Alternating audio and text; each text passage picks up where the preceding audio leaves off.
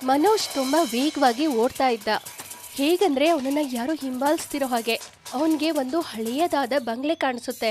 ಮನೋಜ್ ಆ ಬಂಗ್ಲೆ ಒಳಗಡೆ ಹೋಗ್ತಾನೆ. ಆ ಬಂಗ್ಲೆಯಲ್ಲಿ ಒಬ್ಳು ಮುದುಕಿ ಇರ್ತಾ ಇದ್ಲು. ಹೇಗೋ ತಪ್ಪಿಸ್ಕೊಂಬಿಟ್ಟೆ.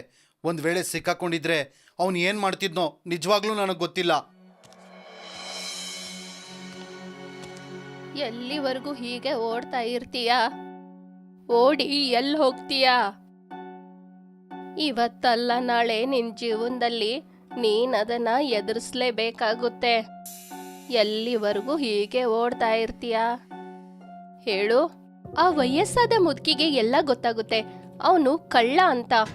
ಆ ಹೆಂಗ್ಸು ಅವನಿಗೆ ಕೇಳ್ತಾಳೆ, ನೀನ್ ಕಳ್ತನ ಯಾಕೆ ಮಾಡ್ತೀಯಾ? ಕಳ್ತನ ಮಾಡೋ ಉದ್ದೇಶ ಏನೋ?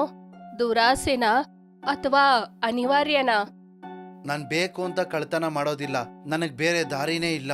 ನನಗೆ 10 ವರ್ಷದ ಮಗಳಿದ್ದಾಳೆ. ಅವಳಿಗೆ ತುಂಬಾನೇ ಆರೋಗ್ಯದ ಸಮಸ್ಯೆ ಆಗೋಗಿದೆ. ಔಷಧಿ ಎಲ್ಲ ತುಂಬಾನೇ ದುಬಾರಿಯಾಗಿದೆ. ಅದಕ್ಕೆ ನನಗೆ ಈ ತರ ಮಾಡೋದು ಬಿಟ್ಟು ಬೇರೆ ದಾರಿನೇ ಕಾಣ್ಲಿಲ್ಲ. ಅದಕ್ಕೆ ನಾನು ಕಳ್ತನ ಮಾಡ್ಬಿಟ್ಟೆ. ಅಮ್ಮ, ನನಗೆ ನನ್ನ ಮಗಳು ಶಿವಾನಿನ ಬಿಟ್ಟು ಬೇರೆ ಯಾರು ನನ್ನ ಜೀವನದಲ್ಲಿ ಇಲ್ಲ. ಅವಳಿಗೋಸ್ಕರ ನಾನು ಏನ್ ಬೇಕಾದ್ರೂ ಮಾಡ್ತೀನಿ. ನಾನ್ ತುಂಬಾ ಚೆನ್ನಾಗಿ ಮ್ಯಾಗಿ ಮಾಡ್ತೀನಿ. ನಿನಗ್ ಹಸುವಾಗಿದೆ ಅಲ್ವಾ? ಹೌದು, ನನಗೆ ತುಂಬಾನೇ ಹಸುವಾಗ್ತಿದೆ.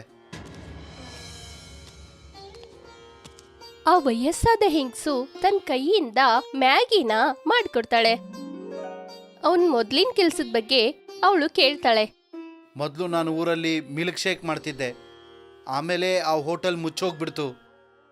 ಅದಕ್ಕೆ ನಾನು ನನ್ನ ಮಗಳಿಗೋಸ್ಕರ ಕಳ್ತನ ಮಾಡ್ತಿದ್ದೆ. ಆ ವಯಸ್ಸಾದ ಮುದುಕಿ ಅವನ್ಗೆ ಹೇಳ್ತಾಳೆ, ನಾ ನಿನಗೆ ಸಹಾಯ ಮಾಡ್ತೀನಿ. ಆದ್ರೆ ನೀನು ಕಳ್ತನ ಮಾಡೋದನ್ನ ಬಿಡ್ಬೇಕು. ನೀನ್ ಯಾರ್ಯಾರಿಂದ ಕಳ್ತನ ಮಾಡಿದೀಯೋ ನೀನದನ್ನ ಅವ್ರಿಗೆ ವಾಪಸ್ ಕೊಡ್ಬೇಕು. ಅಮ್ಮೋರೇ, ದಯವಿಟ್ಟು ನನಗೆ ಸಹಾಯ ಮಾಡಿ. ನಾನು ನಿಮಗೆ ತುಂಬಾನೇ ಋಣಿಯಾಗಿರ್ತೀನಿ. ನಿನ್ ಕೆಲ್ಸನ ಬಲಗೈಯಲ್ಲಿ ಮಾಡ್ತೀಯೋ ಅಥವಾ ಎಡಗೈಯಲ್ಲಿ ಮಾಡ್ತೀಯೋ? ನನ್ನ ಕೆಲಸನ ನಾನು ಬಲಗೈಯಿಂದನೇ ಮಾಡೋದು. ಸರಿ ಆಯ್ತು. ಆ ಹೆಂಗ್ಸು ಒಂದ್ ಸ್ಪೂನ್ ಅನ್ನ ಮನೋಜ್ಗೆ ಕೊಡ್ತಾಳೆ. ಅದೊಂದು ಸಾಧಾರಣವಾದ ಸ್ಪೂನ್ ಅಲ್ಲ, ಅದು ಜಾದುವಿನ ಸ್ಪೂನ್ ಆಗಿರುತ್ತೆ. ಇದು ಒಂದು ಜಾದುವಿನ ಸ್ಪೂನ್. ನೀನು ನಾಳೆಯಿಂದ ಕೆಲಸ ಶುರು ಮಾಡು. ನಮ್ಮ ಮನೆಯಿಂದ ಮ್ಯಾಗಿ ತಗೊಂಡು ಹೋಗಿ ನೀನು ಮ್ಯಾಗಿ ಮಿಲ್ಕ್ ಶೇಕ್ನ ತಯಾರು ಮಾಡು. ಮತ್ತೆ ನೆನಪಿಟ್ಕೋ, ನೀನ್ ಈ ಸ್ಪೂನನ್ನ ಯಾವಾಗ್ಲೂ ನಿನ್ ಬಲಗೈಯಲ್ಲೇ ಯೂಸ್ ಮಾಡಬೇಕು. ಅಮ್ಮ, ನಿಮಗೆ ತುಂಬು ಹೃದಯದ ಧನ್ಯವಾದಗಳು. ಮನೋಜ್ ಆ ಸ್ಪೂನ್ ಮತ್ತೆ ಮ್ಯಾಗಿನ ತಗೊಂಡು ತನ್ನ ಮನೆಗೆ ಬರ್ತಾನೆ. ಮನೆಯಲ್ಲಿ ಅವನ ಮಗಳು ಶಿವಾನಿ ಆರೋಗ್ಯ ಸರಿ ಇರಲಿಲ್ಲ. ಶಿವಾನಿ ನೋಡಿ ಅವನ್ ಹೇಳ್ತಾನೆ, ನೀನು ಚಿಂತೆ ಮಾಡೋವಂಥ ಅವಶ್ಯಕತೆ ಇಲ್ಲ ಮಗಳೇ. ಇನ್ನು ಮುಂದೆ ನಾನು ಎಲ್ಲ ನೋಡ್ಕೋತೀನಿ. ಅಪ್ಪ, ನನಗೇನಾಗಿದೆ? ನಾನು ಯಾಕೆ ಹುಷಾರಾಗಿಲ್ಲ? ನೀನು ಖಂಡಿತ ಸರಿ ಹೋಗ್ತೀಯಾ.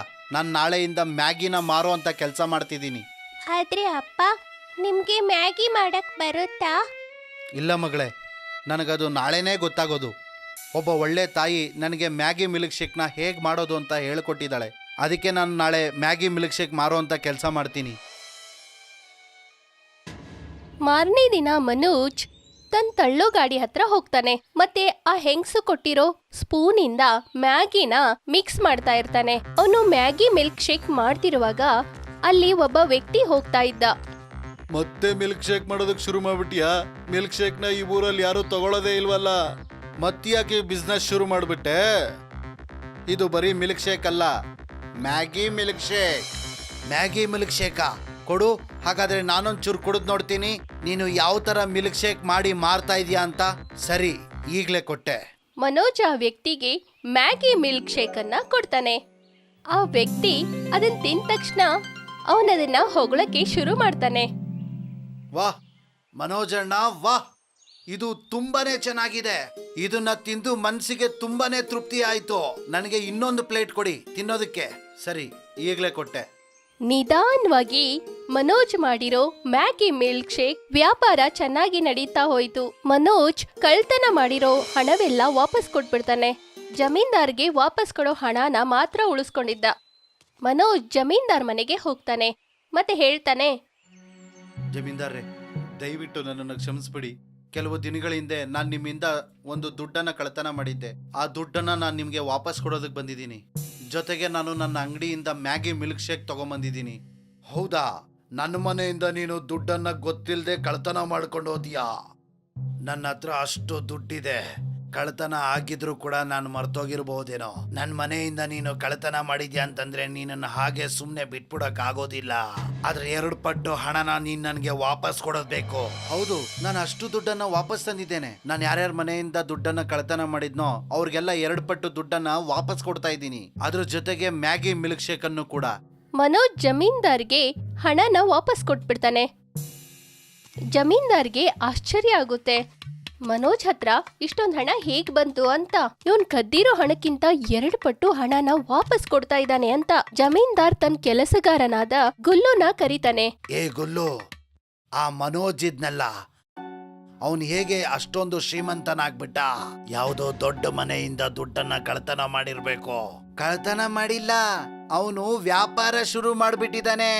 ಇಡೀ ಊರಲ್ಲಿ ಮ್ಯಾಗಿ ಮಿಲ್ಕ್ ಶೇಕ್ ಅನ್ನ ಮಾರ್ತಾ ಇದ್ದಾನೆ. ನಾನ್ ಕೇಳಿದೀನಿ, ಆ ಮ್ಯಾಗಿ ಮಿಲ್ಕ್ ಶೇಕ್ ನ ಯಾರಾದ್ರೂ ತಿಂದ್ರೆ ಅವ್ರ ಮನ್ಸಿಗೆ ತುಂಬಾನೇ ತೃಪ್ತಿ ಆಗತ್ತಂತೆ. ಹೌದಾ? ಹಾಗಾದ್ರೆ ನಾನು ಸ್ವಲ್ಪ ತಿಂದು ನೋಡ್ತೀನಿ ಆ ಮ್ಯಾಗಿ ಮಿಲ್ಕ್ ಶೇಕ್ ಅನ್ನ. ಜಮೀನ್ದಾರ್ ಮ್ಯಾಗಿ ಮಿಲ್ಕ್ ಶೇಕ್ ಟೇಸ್ಟ್ ಮಾಡಿ ನೋಡ್ತಾನೆ. ವಾಹ್, ಎಷ್ಟು ಅದ್ಭುತವಾಗಿದೆ ಈ ಮ್ಯಾಗಿ ಮಿಲ್ಕ್ ಶೇಕ್. ನನಗೆ ಇವಾಗ ಗೊತ್ತಾಯ್ತು ಮನೋಜ್ ಹತ್ರ ಇಷ್ಟೊಂದು ದುಡ್ಡು ಹೇಗೆ ಬಂತು ಅಂತ. ಯಜಮಾನ್ರೆ, ಹಾಗಾದ್ರೆ ಏನ್ ಯೋಚನೆ ಮಾಡ್ತಾ ಇದ್ದೀರಾ? ಏನಾದ್ರೂ ಒಂದು ರಹಸ್ಯ ಇರ್ಬೇಕಲ್ವಾ? ಇಷ್ಟೊಂದು ಚೆನ್ನಾಗಿ ಮ್ಯಾಗಿ ಮಿಲ್ಕ್ ಶೇಕ್ ಬರ್ತಾ ಇದೆ ಅಂತಂದ್ರೆ ಹೋಗು ಗುಲ್ಲು, ಹೋಗಿ ಅದೇನು ಅಂತ ನೋಡ್ಕೊಂಡು ಬಾ, ಏನ್ ನಡೀತಾ ಇದೆ ಅಂತ. ಗುಲ್ಲು ಮಾರನೇ ದಿನ ಮನೋಜ್ ಅಂಗಡಿಗೆ ಹೋಗ್ತಾನೆ. ಯಾಕಂದ್ರೆ ಅವನು ಮ್ಯಾಗಿ ಮಿಲ್ಕ್ ಶೇಕ್ ನ ಹೇಗ್ ಮಾಡ್ತಾನೆ ಅಂತ ನೋಡಕ್ಕೆ. ಅಲ್ಲಿ ಹೋಗಿ ಮನೋಜನ್ನ ಕೇಳ್ತಾನೆ. ಮನೋಜಣ್ಣ, ನನಗೂ ಕೊಡು ಒಂದು ಮ್ಯಾಗಿ ಮಿಲ್ಕ್ ಶೇಕ್ ಅನ್ನ. ಸರಿ ಗುಲ್ಲು, ಈಗ್ಲೇ ಕೊಟ್ಟೆ. ಮನೋಜ್ ಗುಲ್ಲುಗೆ 1 ಪ್ಲೇಟ್ ಮ್ಯಾಗಿ ಮಿಲ್ಕ್ ಶೇಕ್ ಅನ್ನ ಕೊಡ್ತಾನೆ. ಮಿಲ್ಕ್ ಶೇಕ್ ತಿಂತ ಗುಲ್ಲು ಮನೋಜ್ಗೆ ಕೇಳ್ತಾನೆ. ಮನೋಜಣ್ಣ, ನೀವು ಇಷ್ಟೊಂದು ಸ್ವಾದಿಷ್ಟವಾಗಿ ಮ್ಯಾಗಿ ಮಿಲ್ಕ್ ಶೇಕ್ ಅನ್ನ ಮಾಡ್ತೀರಾ ಅಲ್ವಾ? ಅದ್ರ ಹಿಂದಿನ ರಹಸ್ಯ ಏನಣ್ಣ? ಏನಿಲ್ಲ, ಇದು ಒಂದು ಸ್ಪೂನ್ ಅಷ್ಟೇ. ಇದು ಒಂದು ಜಾದುವಿನ ಸ್ಪೂನ್. ಇದರಿಂದ ಅಡಿಗೆ ಮಾಡಿದ್ರೆ ತುಂಬಾನೇ ಸ್ವಾದಿಷ್ಟವಾಗಿರುತ್ತೆ. ಏನಿದೆ ಈ ಸ್ಪೂನ್ ಅಲ್ಲಿ? ಮನೋಜ್ ತನ್ ಮಗಳ್ ಮತ್ತೆ ಆ ಮುದುಕಿಯ ವಿಷಯನ ಎಲ್ಲ ಗುಲ್ಲುಗೆ ಹೇಳ್ತಾನೆ. ಮತ್ತೆ ಗುಲ್ಲು ಎಲ್ಲಾ ವಿಷಯವನ್ನ ತಿಳ್ಕೊಂಡು ಜಮೀನ್ದಾರ್ಗೆ ಹೋಗಿ ಹೇಳ್ತಾನೆ. ಓ, ಆಗ ವಿಷಯ. ಗುಲ್ಲು, ನನಗೆ ಆ ಚಮಚ ಬೇಕು. ನಾನು ಕೂಡ ಆ ಮ್ಯಾಗಿ ಮಿಲ್ಕ್ ಶೇಕ್ ವ್ಯಾಪಾರನ ಶುರು ಮಾಡ್ತೀನಿ.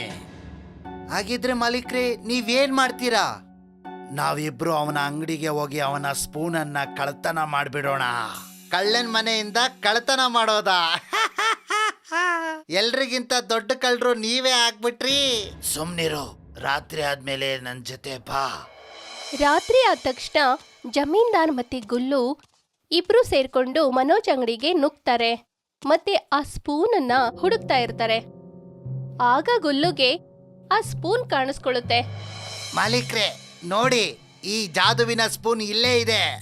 ನೋಡ್ಕೊಂಡು ಏನ್ ನಿಂತಿದ್ಯೋ ಗೋಬೆ, ಎತ್ಕೊಳ್ಳೋ ಅದನ್ನ. ಮಾರನೇ ದಿನ ಮನೋಜ್ ತನ್ನ ವ್ಯಾಪಾರಕ್ಕೆ ಅಂಗಡಿಗೆ ಬಂದಾಗ ಅಲ್ಲಿ ಆ ಸ್ಪೂನ್ ಎಲ್ಲೂ ಕಾಣಿಸೋದಿಲ್ಲ. ಅವನು ಎಲ್ಲಾ ಕಡೆ ಆ ಸ್ಪೂನ್ ಅನ್ನ ಹುಡುಕಾಡ್ತಾನೆ.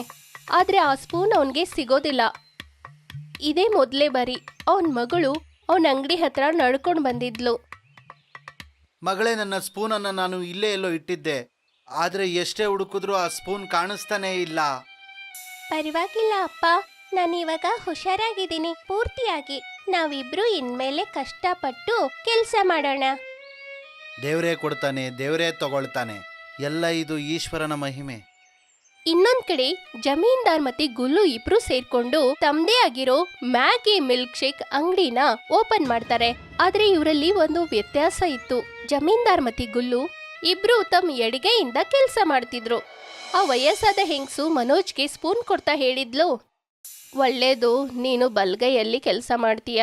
ಎಡಗೈಯಲ್ಲಿ ಕೆಲಸ ಮಾಡ್ತಾ ಇದ್ದಿದ್ರೆ ಈ ಸ್ಪೂನ್ ಉಲ್ಟಾ ಕೆಲಸ ಮಾಡುತ್ತೆ. ಒಬ್ಳು ಹೆಂಗ್ಸು ಅದೇ ದಾರಿಯಲ್ಲಿ ಹೋಗ್ತಾ ಇರ್ತಾಳೆ. ಮತ್ತೆ ಜಮೀನ್ದಾರರ ಮ್ಯಾಗಿ ಮಿಲ್ಕ್ ಶೇಕ್ ಅಂಗಡಿನ ನೋಡಿ ಅಲ್ಲಿ ನಿಂತ್ಕೊಂಡ್ಬಿಡ್ತಾಳೆ. ಜಮೀನ್ದಾರ್ ಸಾಹೇಬ್ರೆ, ನೀವು ಕೂಡ ಮ್ಯಾಗಿ ಮಿಲ್ಕ್ ಶೇಕ್ ನ ವ್ಯಾಪಾರ ಮಾಡ್ತಾ ಇದ್ದೀರಾ? ಬನ್ನಿ, ಈ ಊರಲ್ಲಿ ನಾನೊಬ್ನೇ ತುಂಬಾ ಚೆನ್ನಾಗಿ ಮ್ಯಾಗಿ ಮಿಲ್ಕ್ ಶೇಕ್ ಮಾಡೋನು. ಆ ಮನೋಜ್ ಹತ್ರ ಹೋಗ್ಬೇಡಿ. ಹಾಗಾದ್ರೆ ನನ್ಗೂ ಕೂಡ ಈ ಮ್ಯಾಗಿ ಮಿಲ್ಕ್ ಶೇಕ್ನ ಕೊಡಿ. ಖಂಡಿತವಾಗ್ಲೂ ಕೊಡ್ತೇನೆ. ಏ ಗುಲ್ಲು, ಇವ್ರಿಗೆ ಒಂದು ಪ್ಲೇಟು ಮ್ಯಾಗಿ ಮಿಲ್ಕ್ ಶೇಕ್ ಕೊಡು. ಸರಿ ಮಾಲೀಕ್ರೆ. ಗುಲ್ಲು ಒಂದ್ ಪ್ಲೇಟ್ ಮ್ಯಾಗಿ ಮಿಲ್ಕ್ ಶೇಕ್ ಅನ್ನ ತೆಗೆದು ಆ ಹೆಂಗಸಿಗೆ ಕೊಡ್ತಾನೆ. ನೋಡೋಕೆ ತುಂಬಾ ಚೆನ್ನಾಗಿ ಅನಿಸ್ತಾ ಇದೆ. ಆ ಹೆಂಗಸು ಮ್ಯಾಗಿ ಮಿಲ್ಕ್ ಶೇಕ್ ಅನ್ನ ಒಂದ್ ಸ್ಪೂನ್ ಅನ್ನ ಬಾಯಲ್ಲಿಟ್ಕೋತಾಳೆ. ಆಗ ಅವಳ ಹೊಟ್ಟೆ ಕೆಡೋಕೆ ಶುರು ಆಗುತ್ತೆ. ಛೀ, ಇದೇನ್ ಕೊಟ್ರಿ ನನಗೆ? ಇಷ್ಟೊಂದು ಕೆಟ್ಟದಾಗಿರೋದು ನನ್ನ ಜೀವನದಲ್ಲಿ ನಾನು ಯಾವತ್ತೂ ತಿಂದಿಲ್ಲ. ನೀವು ಒಬ್ಬ ಜಮೀನ್ದಾರರಾಗಿ ಜನರಿಗೆ ಇಷ್ಟೊಂದು ಕೆಟ್ಟದಾಗಿರೋ ಆಹಾರನ ಕೊಡ್ತೀರಾ? ಗುಲ್ಲು, ನಾನು ಸ್ವಲ್ಪ ತಿಂತೀನಿ, ಕೊಡು. ಅದನ್ನ ತಿಂದು ಅವರು ಗುಲ್ಲುಗೆ ಹೇಳ್ತಾರೆ. ಛೀ ಗುಲ್ಲು, ಇದನ್ನ ಕೊಡೋದಕ್ಕಿಂತ ಮುಂಚೆ ಹೇಗಿದೆ ಅಂತ ನೋಡ್ಲಿಲ್ವಾ? ಇದೆಲ್ಲ ಆಗ್ತಿರುವಾಗ ಅಲ್ಲಿ ಪ್ರಧಾನ್ ಮತ್ತೆ ಮನೋಜ್ ಬರ್ತಾರೆ. ಮತ್ತೆ ಜಮೀನ್ದಾರ್ ಅವ್ರಿಗೆ ಹೇಳ್ತಾರೆ, ಜಮೀನ್ದಾರ್ರೆ, ನೀವು ಉಪಯೋಗಿಸ್ತಾ ಇರೋ ಸ್ಪೂನ್ ಇದೆ ಅಲ್ವಾ, ಅದು ಮನೋಜ್ದು. ಅದನ್ನ ಅವನಿಗೆ ವಾಪಸ್ ಕೊಟ್ಬಿಡಿ. ಇಲ್ಲ ಮುಖ್ಯಸ್ಥರೇ, ನಿಮಗ್ ಗೊತ್ತು ಮನೋಜು ಇದಕ್ಕೂ ಮುಂಚೆ ತುಂಬಾ ಕಳ್ತನ ಮಾಡ್ತಿದ್ದ ಅಂತ. ಈ ಚಮಚವನ್ನ ನನ್ನ ಮನೆಯಿಂದನೇ ಕದ್ದಿದ್ದಾನೆ. ನಾನು ಅದನ್ನ ವಾಪಸ್ ತಗೊಂಡಿದ್ದೀನಿ ಅಷ್ಟೇ. ಸುಳ್ಳು, ಎಲ್ಲಾನು ಸುಳ್ಳು. ಯಾಕಂದ್ರೆ ಈ ಸ್ಪೂನು ನಮ್ಮ ಪೂರ್ವಜರದು. ಅದನ್ನ ನಮ್ಮ ತಾಯಿ ಮನೋಜ್ಗೆ ಕೊಟ್ಟಿರೋದು. ಆ ವಯಸ್ಸಾದ ಹೆಂಗಸು ಪ್ರಧಾನ್ ಅವರ ತಾಯಿಯಾಗಿದ್ಲು. ಪ್ರಧಾನ್ ಅವರು ಒಂದು ದಿನ ಊರಿನ ಕೆಲಸಕ್ಕೆ ಆಚೆ ಹೋಗಿ ಮನೆಗೆ ಬರ್ತಾ ಇದ್ರು. ಆಗ ಅವರು ಜಮೀನ್ದಾರ್ ಮತ್ತೆ ಗುಲ್ಲುನ ಮನೋಜ್ ಅಂಗಡಿಯಿಂದ ಹೊರಗಡೆ ಹೋಗ್ತಿರೋದನ್ನ ನೋಡ್ತಾರೆ. ನಾನೇನು ಮಾಡಿಲ್ಲ ಮುಖ್ಯಸ್ಥರೇ, ಜಮೀನ್ದಾರು ಏನ್ ಹೇಳಿದ್ರು ಅದನ್ನು ಮಾತ್ರ ಮಾಡಿದಷ್ಟೇ. ನನ್ನನ್ನ ದಯವಿಟ್ಟು ಕ್ಷಮಿಸ್ಬಿಡಿ. ಈಗ್ಲೇ ನಿಮ್ಮಿಬ್ರನು ಈ ಊರಿಂದ ಆಚೆ ಆಗ್ತಾ ಇದ್ದೀನಿ. ಜಮೀನ್ದಾರ್ ಮತ್ತೆ ಗುಲ್ಲುನ ಪ್ರಧಾನ್ ಊರಿಂದ ಆಚೆ ಹಾಕ್ತಾನೆ. ಮತ್ತೆ ಮನೋಜ್ ಕೈಗೆ ಮತ್ತೆ ಆ ಸ್ಪೂನ್ ವಾಪಸ್ ಬರುತ್ತೆ.